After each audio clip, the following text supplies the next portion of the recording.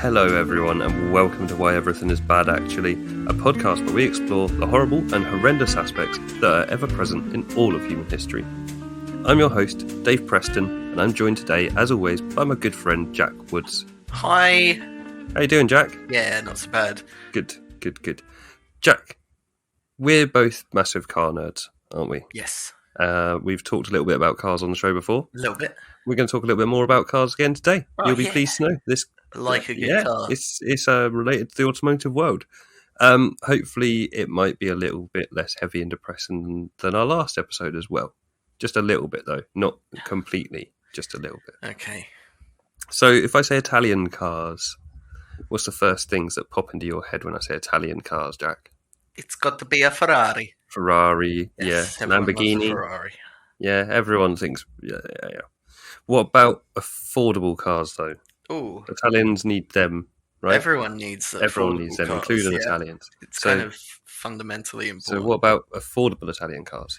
Affordability. Yeah, Italian. Yeah. I'm struggling. There's like one. Fiat. Fiat. Yeah. They're like the only Italian car company for most people, right? Really. So Fiat are actually a huge company. By far the largest car company in Italy. They joined up with Chrysler in 2014 to form the Fiat Chrysler Group. And then through another merger in 2021, they became part of a huge conglomerate, which is now the world's sixth largest car maker. Fiat is also synonymous with Italy. It is the car of the Italian people. And the company has existed for almost as long as the country of Italy itself. So when do you think Fiat was first founded, Jack? So I'm guessing it's pretty early, so maybe 1890s? Yeah, 1899. Ooh, yeah. They were founded, and they produced their first car in 1900. Wow. Yeah. That's incredible. Yeah. It's quite a long time ago. The first Fiat car was not entirely of their own design, though. They licensed it from a company that was founded even earlier in 1888 by a guy called Giovanni Battista Cerano. Wow, yeah. What a name. What a name. Have you ever heard of him? I can't say I have. No, I'd never heard of him. After I read about him, I'm kind of surprised that I hadn't heard of him. Okay. Yeah. So Giovanni Battista was born in 1860 in northern Italy, not far from the French border or from Monaco. And his father was a watchmaker. He had several brothers who were also influential in the early years of automotive engineering. And he built some of the first production cars that the world had ever seen. Okay. Yeah. Pretty much a pioneer then. He was, yeah, very much so. His automobiles sold well, and his designs were incredibly influential, especially. His designs were really influential, even if he didn't sell a lot of cars himself. They looked like they were like a decade or so ahead of their time. But his name is kind of pretty much unknown these days. Yeah. So, confusingly, one of Giovanni Battista's younger brothers was also called Giovanni. Oh, great. Yeah, but without the middle name. Oh, right. So they're one of them families, when everyone just has the same name for like no reason. So you had Giovanni Battista and Giovanni. They had a brother called Ernesto, right? And Giovanni had a son called Giovanni Ernesto, who was also a successful automotive engineer. You keeping up, yeah? And there was wait. There's Giovanni. So there's Giovanni Battista and Giovanni and Ernesto. And Ernesto, yes, also Giovanni's son. Giovanni Ernesto. Yes. Right. Okay. And there was another brother as well who's called Matteo. Everyone just didn't care about his name. No, they didn't care about him. Yeah. So he actually seems to have had the closest relationship though with Giovanni Battista. And he was also heavily involved in the development of early Italian cars. Right. So as the eldest brother, Giovanni Battista was the first one to get the opportunity to set about revolutionising the engineering world. At age 20, he worked as an apprentice to his father in their watchmaking workshop in rural northern Italy. This lasted about 8 years. Then in 1888, when Giovanni Battista was 28 years old and his brother Matteo was 18, the two of them left their father's clock shop and moved to Turin. So they grew up in northern Italy, so I'm going to assume they sound like Gunther Steiner, yeah. Yeah, they sound like Gunther. Anyway, the quoted reason they gave to their father for moving to Turin was that they were devoured by the sacred fire of mechanics. Oh, Yeah, that's oh, as Italian as wow. you can get. Yeah, I Yeah. mean, if if someone then stops you from following your dream, I mean, no, yeah, the sacred the fire of sacred, mechanics, devoured by the sacred fire of mechanics. Oh, Yeah, pretty cool. wow. No one's going to stop you once you say that, Yeah, this guy had good taglines. Yeah. Yeah, Giovanni Battista and his little brother Matteo started out by building bicycles. They named their brand Wellies. Wellies? Wellies, yeah. Wellies? Yes. Oh, were they good in the rain? Yes, well, Oh, it was literally for that reason, because the British sounding name was supposedly good for branding right, okay. on bicycles at the time. And it worked, and it was a good bike, and it sold well. And over the next few years, Giovanni Battista was able to study and experiment with other new technology, and he put himself at the forefront of the development of early production cars. So the first car ever was made by Carl Benz in Germany in 1885. It had 3 wheels and a tiller, like a rowboat, instead of a steering wheel. It didn't really look anything like what you'd recognise as a car for the 21st century or even for most of the 20th century. So, does that go to suggest that it was actually rear wheel steering? No, it was a front wheel steering. It was front wheel steering. Oh, but it actually had a. It just had like a lever instead of a steering weird. wheel. Yeah, Weird. yeah. It was a weird looking thing. It would. I mean, actually, it's probably like more sensible. It's like Is it? a wheel doesn't necessarily Yeah, translate. no, they weren't. You know what I mean? Well, I mean, If you're used to boats had boats. wheels. Boats had wheels. Yeah. Boats had It's wheels. just weird then. Yeah. It's very strange. It would take hair bends until 1894 to figure out that cars are better with 4 wheels than 3 wheels. Yeah, and I mean, at least there's some sense behind it. The he's triangle making a is the step most. forward. He's making a step forward. Yeah, He's I making mean, a the step triangle forward. is like the most stable Not shape. when you're turning it on its side. No, Not when you turn it on its side. not like that. Not like that. So, yeah, in 1894, he made a 4-wheeled car and launched what's basically seen as well as first ever production car. It was still hand built. Obviously, there was only a few of them made, but he did sell a couple of them. Still didn't have a steering wheel. Still had like a lever type setup, and it looked like the epitome of a horseless carriage. You've seen it. It was the one that was in Gran Turismo 4 or whatever. Oh yeah. Yeah. So silly. Yeah, but it sold well enough to turn a profit and be considered a bit of a success. Mm-hmm. Carl Benz would go on to suffer from the economic depression of the 1920s, though, in Germany. There's obviously, it's a bit later. He had a bit of success by himself, but he went on to suffer the economic depression in 20s Germany, and he would partner up with a man called Gottlieb Daimler and Wilhelm Maybach to form Mercedes-Benz, which is obviously still a successful car company to this day. The most iconic car of the early years of motoring wouldn't come out of Europe at all, but from America. Henry Ford's iconic Model T wouldn't be released, though, until 1908, so quite a little while later. Yeah. In the process, it would go on to revolutionise car production, make cars accessible to farmers and doctors, not just lords and dukes. But even the Model T didn't have a control setup that people in the second half of the 20th century would recognise. So what we're talking about here, where the Ceranos are in the late 1800s, they're like really pioneering cars. It's still a long, long time before cars as we know them would really be a thing or standardised in any way. Wow. In October of 1898, 10 years after moving to Turin and founding Wellies Bicycles, Giovanni Battista and Matteo incorporated Cerano G, B and C, and the next year, in 1899, they launched their first car, inventively named the Wellies motor car. Wow, I love it. Yeah. I love it. It's cool, right? It's so cute. Yeah. One of their early employees was actually a man called Vincenzo Lancia, who would go on to form the Lancia car company. Lancia. Lancia, yeah. I'm probably going to butcher every Italian name in this, but I'll try and do my best with an accent so that it sounds like I'm getting it right, even if I'm not. Give it some real gusto. I'll try. Lancia. That would end up being another famous Italian car brand later on down the line. So the first car produced by the Cerano brothers had an internal combustion engine with 2 horizontally mounted cylinders, so it was a bit like a boxer layout. Yeah. But with the cylinders and pistons running side by side in parallel rather than like end to end like a modern boxer engine would. What? Okay. Yeah. It's just almost like a 2-cylinder inline engine that's been flipped on its side. Yeah. Yeah. Crucially though, layout-wise for the whole car, it had the engine up front, it had 4 wheels on each of the corners, and a steering wheel in the middle. It looked like a car kind of from 1910 rather than one from 1899. Really ahead of the game. So the Cerrano brothers had big ambitions for their little car, but they weren't independently rich, and they couldn't build a full production run in their tiny little workshop. They built 1 or 2 cars by themselves, but they couldn't afford to finance a new factory or a workforce all by themselves. So they approached some members of the aristocracy, who were renowned for having a keen interest in engineering.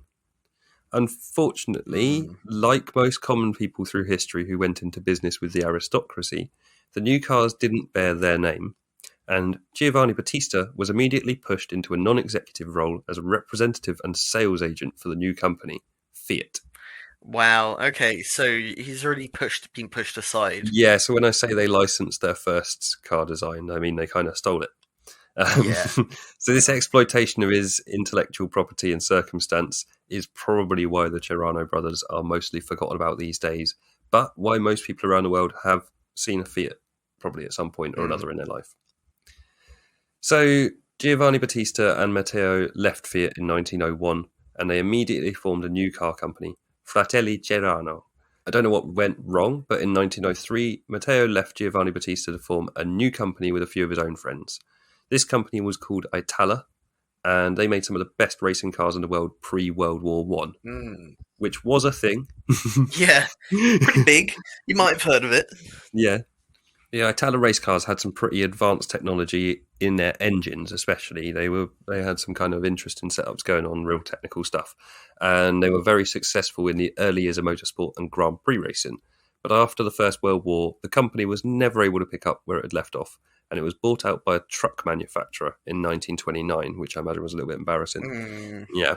Their last racing success was the year before that in 1928, when one of their cars won its class at Le Mans.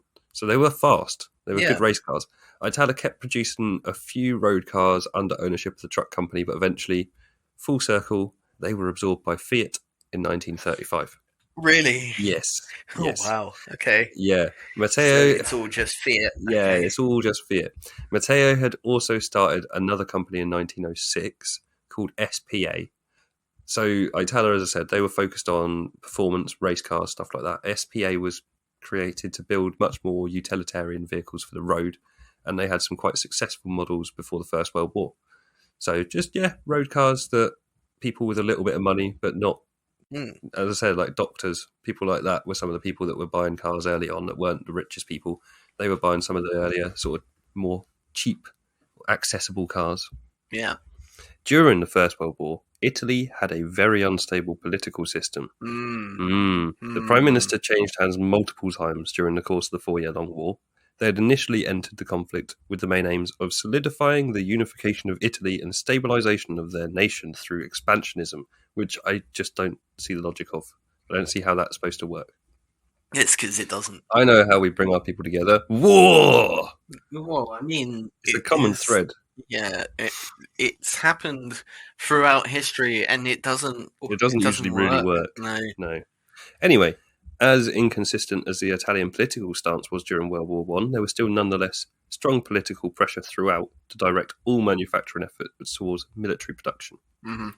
So SPA switched to producing military trucks and aeroplane engines, and to give him his due, Matteo quit the company in 1916. After the war, it was a similar story as with Itala. They kept producing cars, but they became a subsidiary of Fiat in 1925, and SPA as a brand was entirely phased out by 1947. Just come on, guys. Yeah, Fiat's just eating them all. Fiat, stop it. Giovanni Battista, meanwhile, he had found a few friends of his own, and by 1904, Fratelli Cerrano had evolved into... Oh, here we go. Società Torinese Automobili Rapide. So the Fast Society of Turin's cars. It's also known as its acronym, STAR. No, okay, thanks. Way easier to say. Way easier. So that's what we're going to call it. Yeah, but STAR. Star. STAR's 500 employees were beginning to produce their own cars out of a brand new 50,000 square metre plant in Turin, and their first model was released in 1905 under the brand name Rapid, which is, that's pretty cool. I mean, fast. Yeah, we're talking. So this It's the Fast Car Society of Turin. Excellent. Giovanni Battista, right? The guy that was like, "I'm going to call my bicycles wellies because it's good for branding." Mm. He was quoted as being consumed by the fires of engineering passion. Yeah, and his next brand was called the Fast Society of Turin, which abbreviated to STAR, and the car that he released was called Rapid. Like this guy was way ahead of the game in branding, Yeah, like he knew. way ahead of the game. Mate. He would have killed it if he'd gone into marketing. Oh yeah. If he worked for Lamborghini in 2020, Oh, mate. Oh, their cars would be something else. Ooh. yeah, this guy was cool. Yeah. This guy was cool. Mm. Anyway, yeah, he had just like an innate sense for branding. So the first year of production saw 600 cars being built. So really, for the time, we're talking, say, 1905. That's pretty much hitting the ground running. Yeah. That's a good production number. Unfortunately, Giovanni Battista himself was not in great shape by this point. Oh. So he retired in 1905 when they released their first car, Yeah. and he died 7 years later, aged just 52. Well, I mean, at least he saw his life. Oh yeah, I mean achievement, he built multiple cars. He was he saw He did the thing. he saw his work go forth into the world. Yeah. Yeah. And his brothers, like I say, his brothers and his nephew and stuff, they continued on developing car stuff all the way through Yeah. as long as they were going as well. So it was pretty good. Anyway, as with Matteo's company, Star were contracted by the military during World War One. They were producing artillery shells and trucks for the Italian war effort. After the war, Star unfortunately weren't able to recover and start producing cars again at all. They opened up a repair shop for all makes of car, but in 1922, the company was bought out by the aforementioned SPA, and so they suffered the same fate in obviously being eventually killed off entirely by Fiat. This is too much. Fiat, what is going on? Is this the trend? Fiat just want to absorb every car manufacturer in Italy, basically. We'll talk a bit about Fiat themselves. So, as mentioned, Fiat was formed in 1899 in Turin by the rich guys who the Ceranos had approached, and the name Fiat is an acronym. Is it? It's an acronym, yeah, for Fabbrica Italiana di Automobili Torino, which I will only be saying once. I mean, you did a pretty good job on Thanks, that one. that one was first try as well. Yeah. To be fair to the founders, either they or the few people they employed were skilled engineers in their own right. They may have licensed the design of the Wellies car, but they didn't just produce a carbon copy of the Cerano brothers' design. They had a new facility built, and production began in 1900. The designers and engineers at Fiat decided that the styling of the Wellies was a bit too futuristic, so they dialed back the modern styling. And the resulting 1900 Fiat looked a bit more like a horseless carriage than the Cerano brothers' car had done. Just come on, guys. Yeah, they even switched out the steering wheel for a lever kind of Rudder tiller. thing. Yeah. I mean, it still had the same assembly, but it had a kind of rudder on the top. This is unacceptable. Yeah, but it was much, it's more gentlemanly looking, but a bit more dangerous. And objectively worse. Yeah, objectively worse. The car was a roaring success, though, by turn of the century standards. They sold 24 units in their first year of production. Wow. Which was actually a bit more impressive than it sounds, because obviously it was 1900, and the entire Fiat company at the time comprised just 35 people. Wait. After they've already bought out... Yeah, they bought the designs from the Ceranos. There's still only 35 people in the company, including all of the people that are making all the cars, in the first year. But they had plans to expand really quickly. They say they had money already, and they were starting out looking to expand. By 1903, they were producing 135 cars a year, and in that year, they launched their first truck. By 1906, they'd increased their sales to over 1,000 vehicles per year, and in 1910, Fiat was the largest car company in Italy. What? So 1910, they were the largest. So as I say, they had plans to expand. Wow. They were building cars and trucks. They were trying to sell to mass market, and they did it. They did something right in business terms. They absorbed like every other company that we've talked about. And I take it there were no monopoly laws. I mean, not in the car industry in Italy at the time, clearly. So in 1908, Fiat had taken a design from one of their race car engines, made a few changes, and produced their first aircraft engine. This was a low production volume engineering experiment more than anything else, but they made a few of them over 5 years or so, mostly kind of to order. and at the outbreak of World War One, they were poised perfectly to jump headlong into the world of aircraft engine manufacturing. Remember? No, it's all right. World War One, they were on the right side. Remember, they didn't Not really. initially. No, but that wasn't. No, we'll get to that. But they weren't. It wasn't like they've actually really joined on. So they were allied with Germany before the war, and a few people went and fought from Italy on behalf of the Germans, but they weren't really actually supporting them officially from government point of view. Okay. So yeah, when they actually officially joined the war, they did join on the side of the quote unquote good guys. Well, very morally ambiguous. Poor Yeah. I mean, bastards on both sides. if I had to pick a side, though, I'd fight against the Germans too. Yeah, but they were their helmets look bad. They were proto-Nazis. But then but we're not getting into that today. Either. No, in that era. and the British were horrible. Oh no, horrible. And the Americans weren't good either. Yeah. Yeah. It was a rough time to be a war supporter, really. It was a rough time to live. Yeah. Generally. But also, it would have been a very exciting time to live, not because of the war, but because of all of the developments with like things like cars and planes and stuff. You could have been a Tirano. You could have been. Yeah. And set the world alight with your fancy cars. Yeah, and your passions of engineering flames that you're getting burnt by. Don't get burnt. Can't get burnt by those flames of engineering. No, exactly. They get devoured. Ooh. Anyway, the first mass-produced Fiat Aero engine was the A10. They made 1,070 of them between 1914 and 1915, and they were mainly fitted into Caproni, or something like that. You got to say it more like Gunther Steiner. Caproni. Caproni. There you go. That's way better. Yeah, that's what it sounds like. Italians just will send you DMs to confirm that is the case. Yeah. The first mass-produced Fiat Aero engine was the A10. They made one. Fuck's sake, Jack. Shush it. It's not funny. Talking about engines of death here, Jack. Oh, okay. Bad things. Bad things. Engines of death. The first mass-produced Fiat Aero engine was the A10.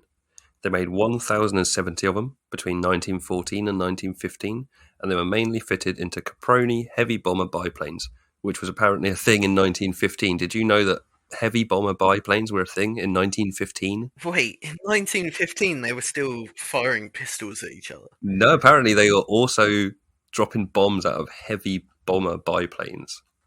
Wow. Yeah, I didn't realise that it got that far that quick. I thought that was right at the end of the war. No, 1915.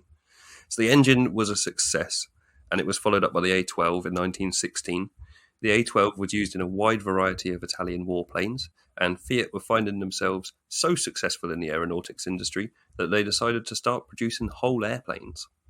That same year, in 1916, Fiat began production of aircraft and also received a contract to design and build tanks for the Italian army. Oh. Yeah, the first tank they produced just before the end of the war was called the Fiat 2000, and it too had an A12 engine in it. There was even a one-off. Whoa. Yeah. What? Yeah, it had the same engine as the plane. They stuck a plane engine in a tank. That's quite common. Tank and plane engines are basically the same. You know the Rolls-Royce Merlin engine that's the Spitfire engine. It was also used in tanks. It was a different version, and it was used in some other stuff. But yeah, tank, especially back then. Big engines were big engines. You know what I mean? Yeah. So you'd have a slightly different version of essentially the same engine that would be used in a plane and also in a tank. Wild. Okay. Yeah. Also, you could get a Fiat tank.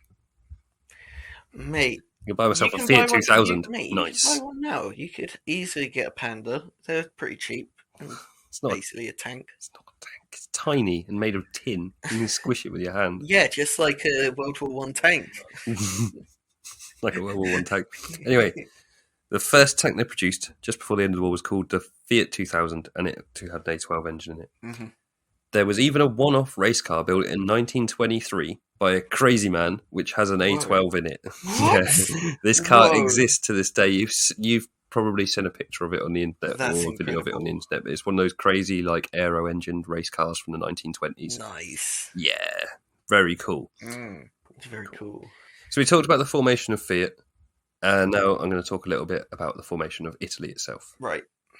So the Italian peninsula has been inhabited for thousands of years. Yes. But although it was briefly united under the Roman Empire, the concept of Italy as a nation-state has not really existed up until the mid to late 1800s. Italy had been a collection of small kingdoms, city-states and independent territories, which were all loosely collectivized by the outside world as Italian, based on common languages and cultural similarities. Various times Italy had been taken over by different empires, but it was never actually a thing of its own. Very similar to Germany then. Yeah, kind of similar to Germany. In the mid-1800s, there had been several wars fought for Italian unification and for the independence of all territories in the Italian peninsula. In fact, in the springtime of 1848, there were revolutions taking place all across Europe. More so than I actually realised, from France, Italy and Germany, all the way to Romania, Hungary, Ireland and even Sweden. Wow. All had revolutions in 1848. Whoa, the same year? Yep.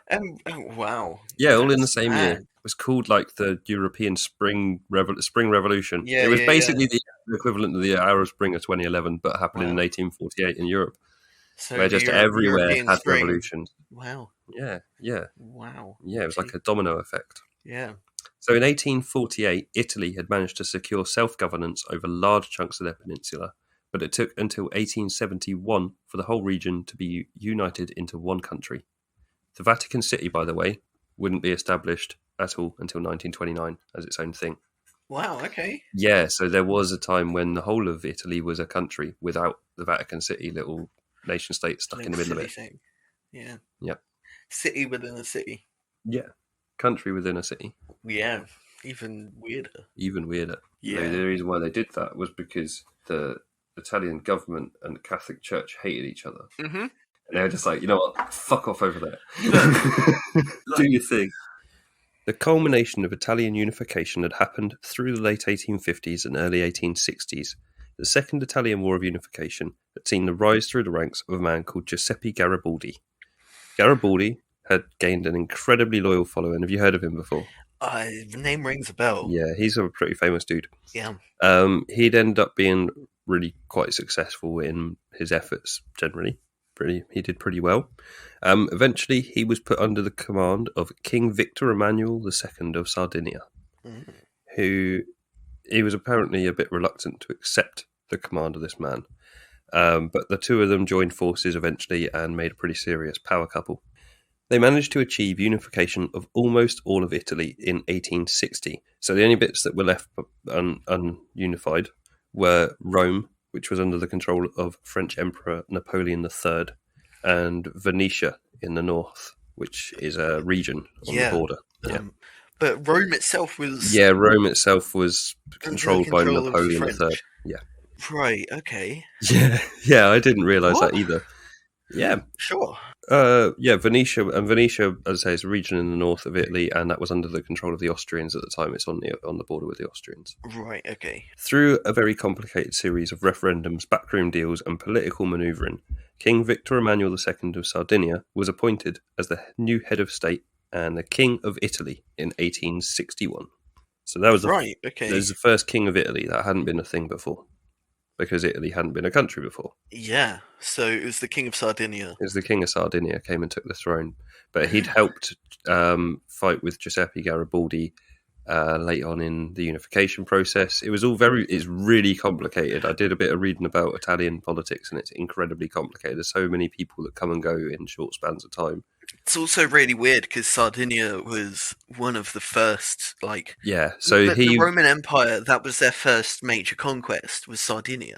Yeah, well, Sardinia, right. The King of Sardinia at the time had control over parts of Italy anyway. It's really complicated. But basically, by the time 1860 came around, apart from Rome and Venetia, Italy as we know it was kind of a country, and it had a King of Italy in 1861. So right from day one, there'd been Italian voices calling for the abolition of the monarchy altogether and for the new Italy to just become a republic straight away. But this would take quite a long time before it would come to being. It is now a republic in the 21st century. Italy took advantage of the war going on between Austria and Prussia in 1866 and seized control over their large region of Venetia in the Third War of Italian Independence. So, there was a war going on between Austria and Prussia. Austria had all their attention there.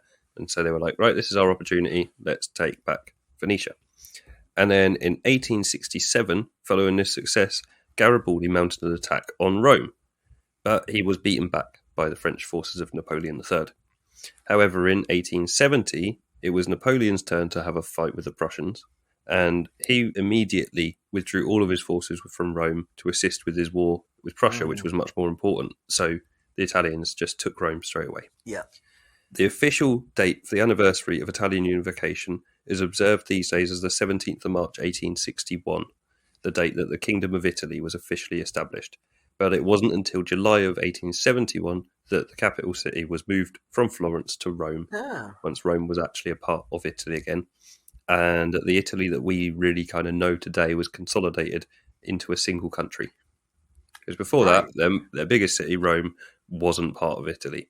So although it was the Kingdom of Italy, it had a bit missing. And obviously Venetia as well in the north is a large region which was missing.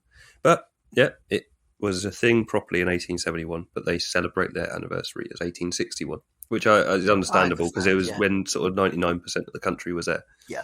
So the Prime Minister of Italy under early unification had implemented a few left-leaning policies such as nationalising the railways, mostly due to pressure from the opposition parties, not because he actually wanted to sort of do anything left-leaning. But he was then replaced in 1876, and the government got notably more corrupt and authoritarian straight away. The rich-poor divide was getting wider and wider between the industrialised and cosmopolitan north and the rural and underdeveloped south of the country throughout this time. I mean, it's still like that. Yeah. I don't know if you've ever been to Puglia in the south. But I've never been to Italy, but I know a little bit about the place. But it's significantly poorer than the north of the country, and even Rome. Yeah. In 1882, Italy formed the Triple Alliance with Austria-Hungary and Germany. And ventured into late 19th and early 20th century colonialism in Africa and other parts of the world. Of course. Yeah, of course they did. Yeah, I mean, it was the fashionable thing. That was the thing to do at the time, totally. If you were a nation state in that era and you didn't have overseas colonies... If you were a European nation state. Yes. Yeah, crucially. Yeah. So by the outbreak of World War I in 1914, Italy was already facing a bunch of political problems internally and externally with regards to their various supposed allies not getting along with each other or just not working at all to serve Italian interests. Italy wanted one thing, no one really cared. Yeah. So in early 1914, there had been civil unrest within Italy, and when the Great War broke out later that year, the Italian government did their best to stay out of it and remain neutral so that they could focus on their own internal issues.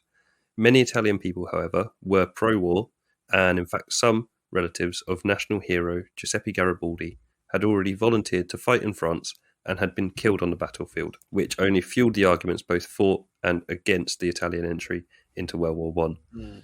So as I said, they were part of the Triple Alliance with Germany and Austria-Hungary. Yes. And there had been people unofficially from Italy going to fight on the side of that alliance in the war.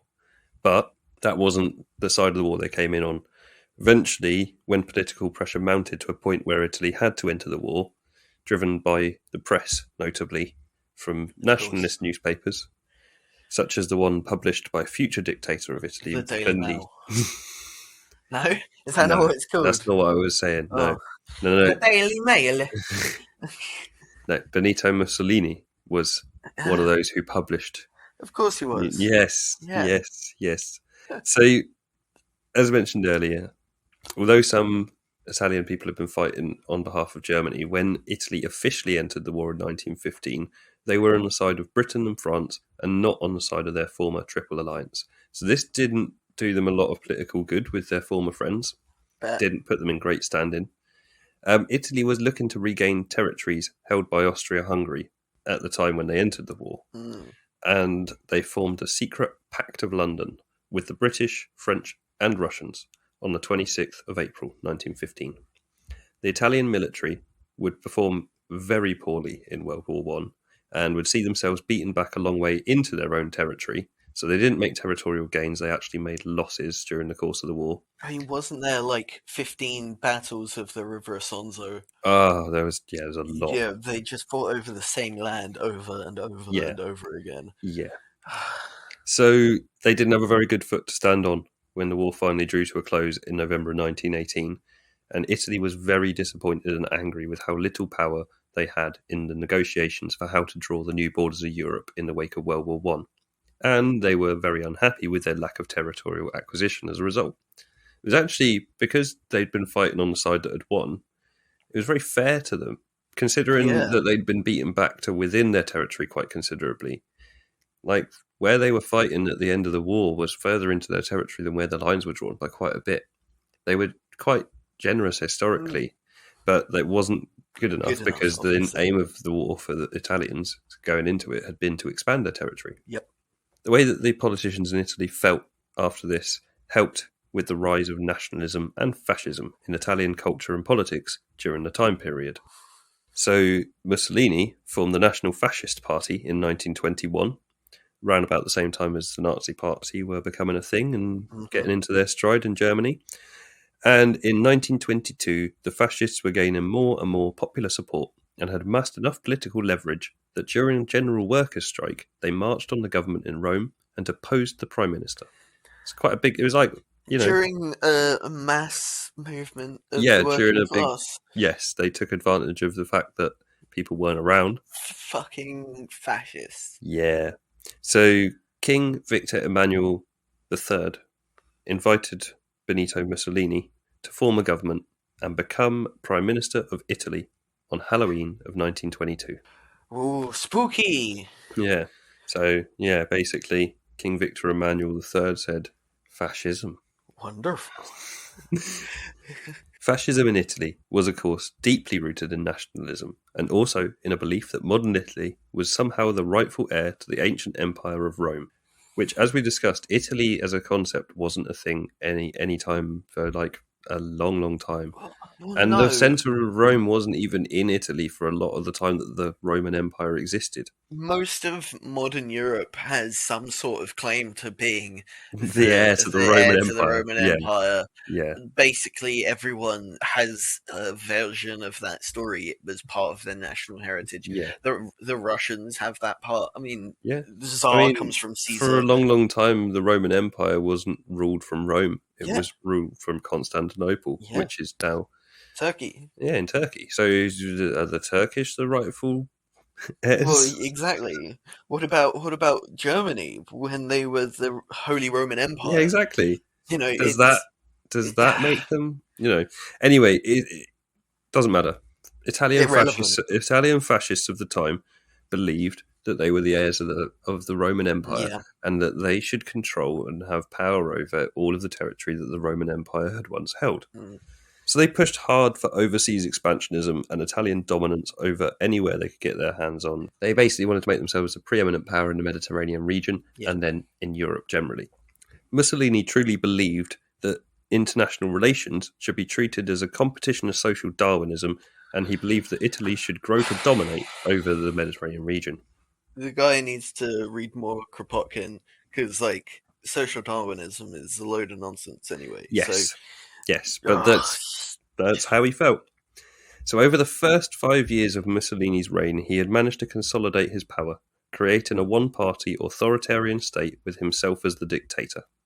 Mussolini enforced his political dominance with violence against the Italian people, and his hard push for the expansion of Italy's overseas empire led to horrendous oppression of communities overseas in their colonies, with the people of Libya suffering particularly at the hands of the Italian fascists in this time period. There's a lot of crimes against humanity going on, as there were in a lot of other colonies, but it wasn't good. It wasn't a good time. Mussolini would go on to ally himself internationally with whoever seemed to be the most powerful at the time or whoever could be of most use to him. He was best friends with Hitler, and he allied. Yeah. Well, I mean, he thought he was best friends with Hitler. Yeah, he was best friends with Hitler. Hitler wasn't best friends with him. No, it was a very one-sided relationship. Mussolini thought that he was equal to or better than Hitler, and Hitler didn't really consider much of Mussolini. He didn't think he was very important at all. So yeah, I mean, this is Hitler. This is fascist. Famously Aryan Hitler. he thought he was better than Mussolini. Yeah. Anyway. Just the way that it's the way that these people think about even the relationships they have with people that they claim to be friends with or whatever. It's all a power thing. Yeah. It's always all about power. So obviously, being friends with Hitler, though, he would ally Italy with the Nazis in the 1920s and 1930s, and he would take Italy into World War II to fight alongside the Germans and against the Western allies of Britain, France, etc. Mussolini had, up to that point, attempted to maintain a good relationship with the UK, despite the fact that he had for years been on the verge of territorial war with France. In fact, in February of 1939, just a couple of months before World War II began, Prime Minister of the UK, Neville Chamberlain, had visited Mussolini in Italy to give him the difficult "it's us or them" conversation, where he basically said that the UK would love to build stronger ties with Italy and the Italian Fascist Party, but they would not do so at the expense of their relationship with France, which is obviously Britain's strongest and closest ally. I mean, Mosley was big at the time. Yeah, right? That sort of era in British politics. So I'm not surprised they tried to get closer to fascist Italy. Until Hitler decided to invade Poland, fascism was being debated in the UK as just, as valid as any other outlook. When Hitler started World War II by invading Poland, Mussolini tried to keep Italy out of it to begin with, as he knew it would be a political disaster whichever way it ended up going. The UK and others actually reached out to try and get Italy onto their side, as it had been in World War I. But Mussolini had already, by that point, been accused of licking Hitler's boots by a member of his own party. He was solidly on vision with Europe living under nationalist, fascist regimes, and there was no way he was going to go against Hitler. He thought too much of him. Yeah, he was already licking that boot. Yeah, so in 1940, Mussolini thought it looked like Hitler was about to win World War II, and he declared war on Britain and France, thinking, this will be over soon, and I'll come out of it, in a good standing. Mm-hmm. Not to put too fine a point on it, Italy got the shit kicked out of them in World War II. Yeah. They were easily the least effective military in the conflict, really, especially of the European powers. I mean, that's because they were still using phalanx tactics. Yeah, and the military just wasn't. They didn't have the discipline, and they didn't. Yeah, they had big shields and spears. It was just nowhere up to task, They weren't quite. They were a little bit. I mean, beyond they that thought in they World were War Romans, II. They weren't quite. They didn't go back to dressing like Romans, but they didn't have very effective military nonetheless. Shocking. Whereas the Romans did have very effective military for the time. For the time, they wouldn't have done very well going up against World War II. No, exactly, and they didn't. No, they didn't. Unsuccessful. Very unsuccessful. They'd lost their portion of the war by 1943, and their people were suffering massively due to food and fuel and material shortages. When the Allies invaded Sicily, which was the first place in Italy they arrived, most of the people there welcomed the invaders as liberators, and in July of 1943, Mussolini's own government was so frustrated with his poor leadership that they forced him into reconvening the Grand Council of Italy, which hadn't sat since the outbreak of war. Basically, they tore him a new one. Yeah. They went as far as to call a vote for the king to be given back full constitutional powers, which was essentially a vote of no confidence in Mussolini. They weren't abolishing the office of Prime Minister. And then the king would be just required to appoint a new one. So the next day, Mussolini just showed up for work like normal, viewing the council as simply an advisory body and not one that could actually make decisions for him. But that afternoon, King Victor Emmanuel III summoned Benito Mussolini to his palace and told him it was about time that he fucked off. So he sacked him on the spot.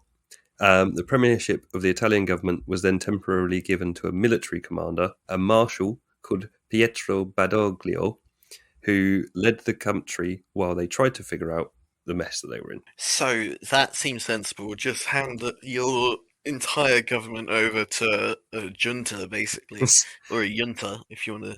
Well, go there. He wasn't as bad as Mussolini, let's say that at least. Well, I mean, he was never staying in power for very long, and also they were in the middle of a military conflict. A lot of European countries had military or ex-military leaders as their commanders in chief during the times of World War I and World War II, especially World War II.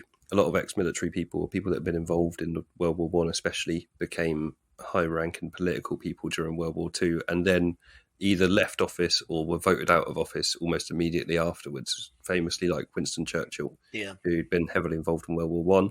And then in 1945, after winning the war, he got pretty much straight away voted out of office. Yeah, I mean, that's because his domestic politics weren't very pleasant. No, he was the leader that the country needed for that war and not the one that they wanted during peacetime. Mm-hmm. Fair enough. Yeah, you need different things when you're being attacked. Yep. When you're literally having your cities bombed that you need when you're not. Mussolini was arrested and imprisoned, but not in a regular prison. He was put in a hotel. So I don't think it would have been too bad for him. The reason that they gave for this was that they were hiding him from the Germans, but they weren't very good at that because just 2 months after he was arrested, Mussolini was busted out of his hotel jail by Waffen-SS commanders. What? Yeah, and he was taken to Rastenburg to meet with Adolf Hitler. Mussolini outwardly managed to cling on to some power for a while in the north of Italy, in areas occupied by the Nazis, where Hitler allowed him to set up a puppet state and pretend that he was in control. But in reality, he obviously had no power whatsoever, with the Nazis really being in charge. And over the next year and a half, his territory would gradually be shrunk, with more and more of it being either just taken by the Germans or conquered by the Allies. When the Nazis were finally defeated in 1945, Mussolini attempted to flee to Spain, which was under the fascist rule of Francisco Franco at the time. But he was apprehended and arrested by Italian communists on the 27th of April, 1945. Success! Yeah, win for the communists. Good for you. So, Italian commies. Yes, back in 1943, when Pietro Badoglio had signed the agreements, that was the military guy. He was the one that signed the agreements that made him prime minister, and that also part of the agreement had included the deal to switch from the side of the Germans to the side of the Allies. And President Eisenhower himself had specifically added a clause which stated, quote, Benito Mussolini, his main fascist associates, and all persons suspected of having committed crimes of war or similar crimes, whose names are on the lists that will be delivered by the United Nations and which now or in the future are in territory controlled by the Allied Military Command or by the Italian government, will be immediately arrested and handed over to the United Nations forces. The Italian communists were either unaware of this or simply didn't care, because one day after being arrested, Benito Mussolini and most of the 15 men he was travelling with were executed by firing squad in a small village in northern Italy. This was 2 days before Hitler shot himself in Berlin. I thought he was put up on meat hooks. Oh, well, they executed him by firing squad, and then Mussolini's lifeless corpse, along with those of several of his colleagues, was thrown in the back of a van and driven to Milan.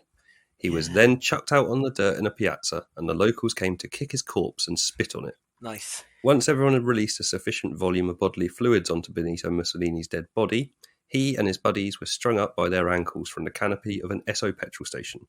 There's a picture of this that you can find on the internet right now if you want. You just Google it and you'll find it. If any anti-fascists want to have a little Google. Yeah, it's quite something. Yeah. The bodies hung there for a while, and people would come from miles around to hurl abuse, rotten vegetables and feces at them.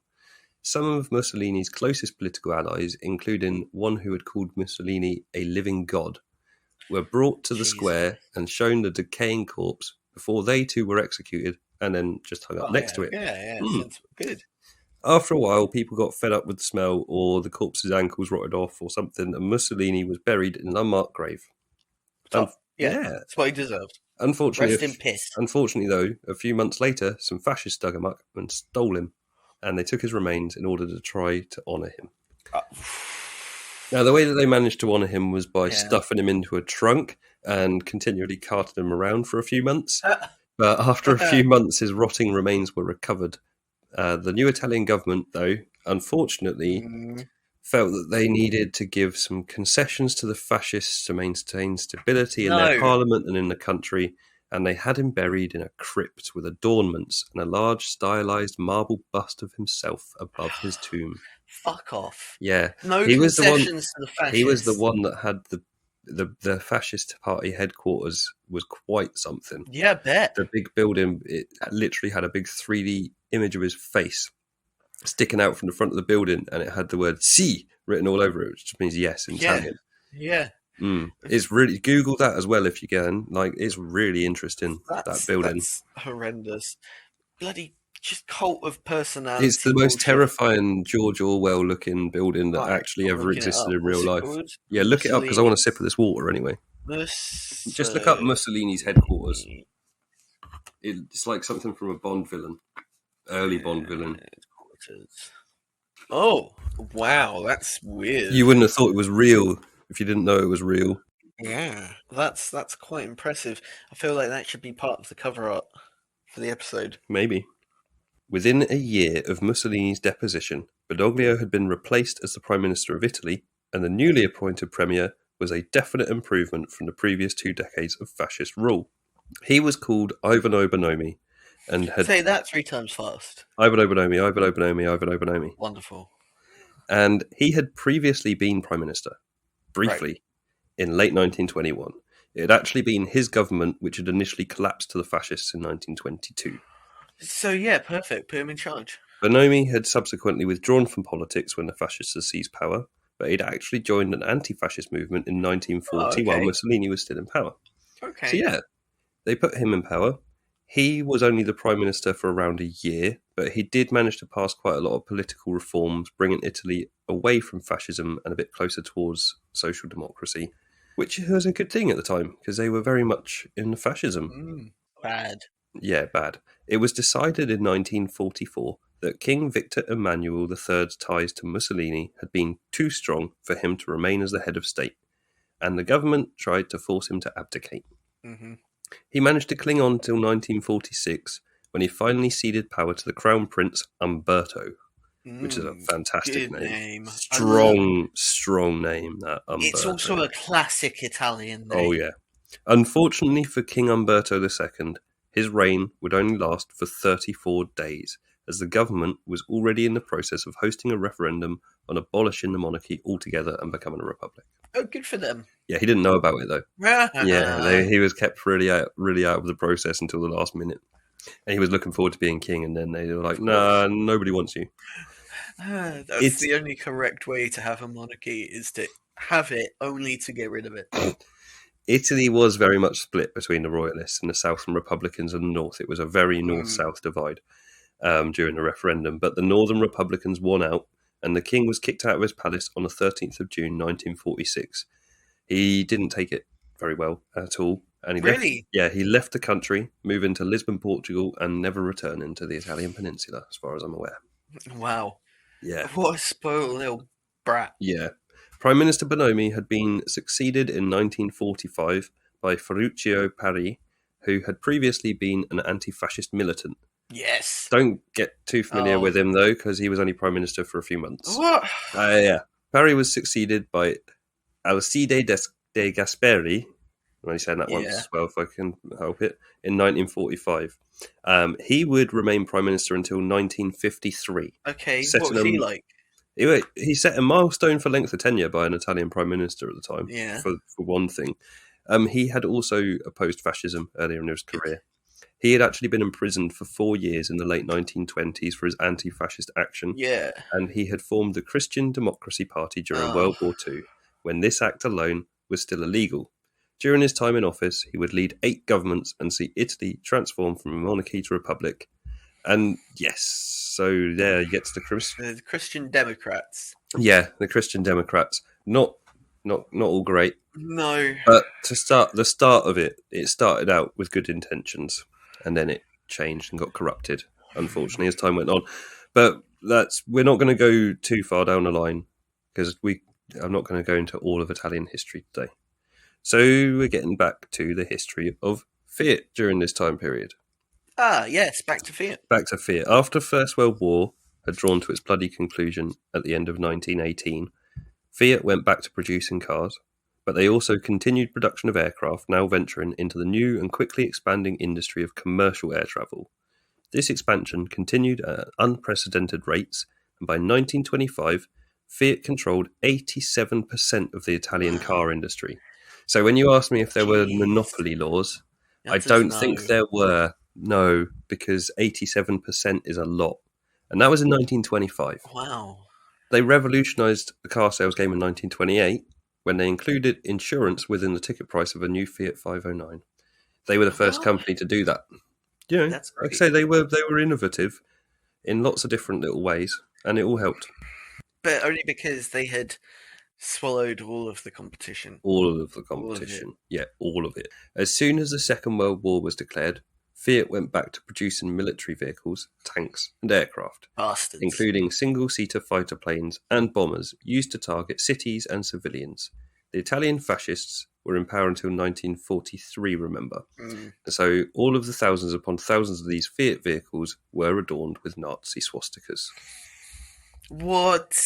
Yeah. Why would they not use the They had the Italian flag and the swastika because they were fighting on the side of the Nazis. As we know, aside from starting World War II, which killed millions of people in millions of military and civilian deaths through the war, the Nazis were at the same time responsible for the murder of around 12 million people, roughly half of whom were Jewish people. No, I argue that they're responsible for all 80 million people dead, including civilians. Yeah, because otherwise, without the Nazis, there's no war against the Nazis, is there? Yeah, no, I know. But I think that the war deaths are different from the outright murder, systematic murder of people based on ethnicity or ability, disability, physicalities. Yes. Or mental health. Just basically anything that's not exactly what they want. Systematically rounding them up and murdering them in death camps, I think is a different thing. But yes, they are responsible for starting the war, which killed, as you say, how many did you say? An estimated total of 70 to 85 million people. Okay, 70 to 85 million people, yeah. So yeah, they started that war. So the genocide, though, the murder, as we say, it is a different thing. Separate. And it was in full swing long before Italy stopped backing the Nazis in 1943. Mussolini would have had some idea of things that were going on. Because he would have known. Like we said, he was friends with Hitler, and they did spend time together, and, After the Second World War had ended, Fiat continued their production of civilian vehicles, but Fiat Aviation ended up splitting from its parent company, and through a series of mergers, it was eventually renamed Avio. It's now not really anything to do with Fiat. Right, okay. Car production by Fiat continued to rise in the coming decades, and Fiat continued to dominate the Italian car market, as well as successfully exporting their cars and trucks to a lot of overseas markets as well. Fiat's production of cars in Italy peaked in 1970, when they made 1.4 million cars in a single year. Wow. Yeah, produced by 100,000 workers. Yeah, and a year before, they had purchased a 50% share in performance and race car manufacturer Ferrari. Yes. As the 20th century went on, Fiat continued to be a huge player in the global car market, and in 1988 they expanded their stake in Ferrari to 90%, giving them the controlling interest in the company. So, yet another merger, basically. Yeah, another takeover. Big brand in Italy swallowed up by the Fiat monster. The Fiat monster, yeah. Ugh. Yeah. The Ferrari family and other associated business partners, however, would eventually manage to pull off some very complicated business dealings in order to buy back their independence from Fiat in 2016. Oh, good for them. Yeah, good for them. Good for them. Ferrari's now an independent company, and as I say, part owned by Ferrari family to this day. So that's quite a nice little ending to that part of the story for Ferrari. In 2009, the gigantic American car manufacturer Chrysler had been struggling, and they had declared bankruptcy. So Fiat stepped in to purchase a 20% share in the company.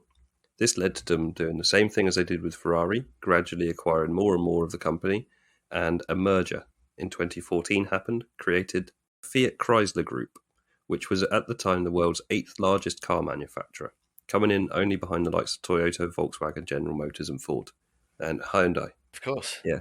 In July of 2020, Fiat Chrysler announced that they would be joining forces with the French company PSA Group, the biggest members of which are Peugeot and Citroën, to create Stellantis, which sounds like a supervillain company name. It does. Like it definitely is. James Bond, I would argue it already is a supervillain company name. Yeah.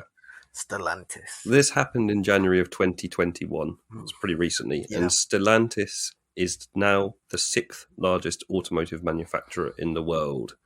They currently operate all over the world and already have a lot of brands under their umbrella. So far as I can see it, they're about one or two more potential mergers away from becoming some kind of globally dominant automotive powerhouse. And I guess we will have to wait and see what the future holds for them. Oh, just imagine if they merge with GM Yeah, or imagine if they merged with VW Ford or Group. something. Yeah, it would be Be closer it to would be too VW much. Group, I would imagine. I don't know if they'd be able to do that because of European monopoly laws, but if they were to merge with Ford, I don't know that anyone would be able to stop them very easily. Well, I mean, Anyway, it's already I Fiat don't Chrysler, exactly. so Yeah, I don't know. I don't know how any of it would work out. Like I said, we could talk about like further into Italian history beyond the early days of the fascism and things like that, and the early days of post-fascist Italy. But we're already running quite long, so maybe another day we'll talk a bit more about more modern, like post-World War II Italian politics. oh, that'd be fun. Maybe we'll get into the history of Ferrari Yes, in the process. I think so. Yeah, I think for today that's going to be about it for the episode. Okay. So yeah, just final thoughts on Italy and the founding of Fiat. Mate, just okay. So Fiat is just Bunch of bastards. a bunch of bastards. So Bunch of effectively, corporate bastards. if like the slime was made out of Car parts aristocrats, and aristocrats. yeah, aristocratic car parts, Yeah, then it would just keeps growing and getting bigger and bigger and bigger, and Yeah. it's just Yeah, yeah. horrific. It is. It's bigger than I realised, and it's been. I knew it was a really big company now, but I didn't realise how early on they were that big. Yeah, And that in like the 1920s, they were already the largest manufacturer of cars in Italy, and that just continued on, and that every company that got formed in Italy eventually became part of Fiat. Apart from Ferrari, and they managed to buy Lamborghini. themselves back. Yeah, but Lamborghini became part of Volkswagen. Yeah, So it only didn't become Fiat because it had already been bought, I guess. is Alfa owned by Fiat?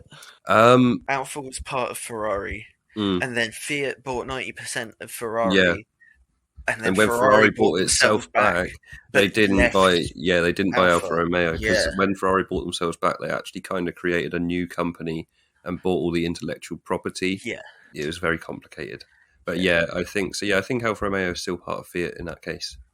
interesting. It means Fiat are involved in Formula One. Oh, They I should mean, rebrand it as an Itala. You know those race cars I yes, talked about from the 1920s. They classic. should rebrand it as an Itala. That'd be wicked.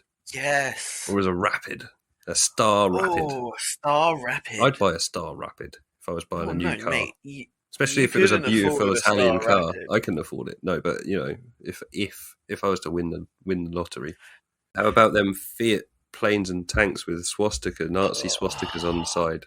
How about that? I'm less Do comfortable. you think with that. Fiat are proud of that aspect of their heritage? I think they would argue, what are we supposed to do? It was fascism. Yeah, I mean, And there I is that. don't know. They could have all done what Matteo did in 1916 and quit the job. Yeah, exactly. They could have not produced anything. If everyone, they couldn't arrest everyone, you know. They had the choice of not doing anything, maybe getting shot, but Yeah. like, you know, they had the choice of not letting the fascists rule in the first place, I guess. Well, yeah, they could just not accept. They could have just not accepted fascist rule in the first place. I don't know. That would have been better. That would be a better way to go. Just not be fascist in the first place. Yeah, I totally subscribe to the stop fascism before it's in power phase. Yeah. But yeah, we'll probably talk again at some point about, because I researched this a little bit. Obviously, I found it quite interesting. I found that there was a lot more information than I could fit into a podcast. So we might at some point come back and examine some other aspects of Italian history with their colonialism under fascism, because that I think would be quite interesting to look into. But it's going to be really dark, and I didn't want to do too dark of an episode today. Especially after the one last week. Yeah, last week's episode was very dark. Go back and listen to that if you haven't already. It's on Barbados. And also, as I said, post-World War II Italy as well. Very interesting politically. So we might come back to one or other of those, or both, at some point in the future. But for now, that's going to be it from us. So hope you're all having a great time. Follow us on Twitter at WEIBA Pod. So that's Weeba Pod. Yeah. Also, we do a Formula One podcast whenever we have the time to do it. It's called Racecraft F1. Search for that on all social media platforms. You'll find us on some of them at least. Yes. And I hope you're all having a great time. Thank you very much for listening. We really, really appreciate it because we know there's not that many listening to us yet. So if you are, then extra special thank you. Yes. Thank you. And see you later. Bye. Bye.